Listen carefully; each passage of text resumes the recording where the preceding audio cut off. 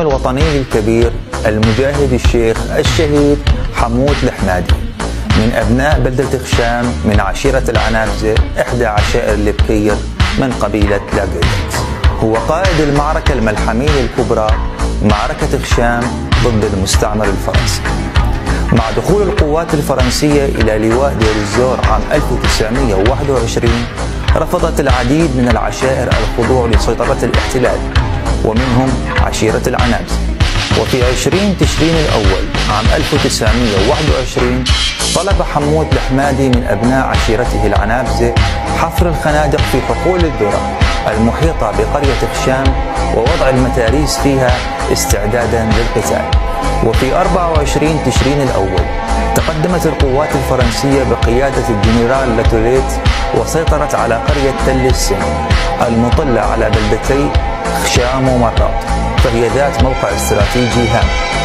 وقد بدأت المعارك الدموية الطاحنة بين المجاهدين وجيش الاحتلال الفرنسي في قريتي خشام وجديد الجويدات، وقد استخدمت فيها قوات الاحتلال المدفعية الثقيلة والرشاشات والطيران، في حين كان سلاح المجاهدين البنادق العثمانية، حيث اتفق المجاهدون سلفا بأن لا يطلقوا طلقة واحدة إلا إذا كانوا متأكدين من الهدف.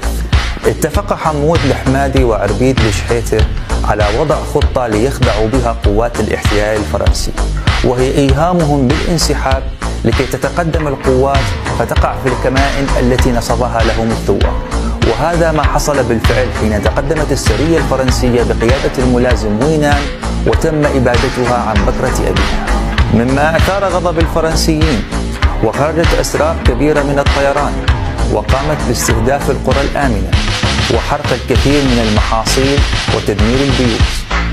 تمكنت القوات الفرنسية من اقتحام بلدة خشام والسيطرة عليها، وبقي الثائر حمود الحمادي يقاتل حتى ارتقى شهيدا.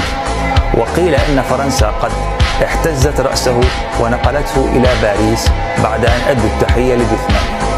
وقد سقط قتيلا من قادة الفرنسيين قائد الحملة الكوماندان فان والكابتن لاتوريت والعديد من الجنود الفرنسيين السنغال ومن الجنود القادمين من المستعمرات الفرنسية في البلاد العربية.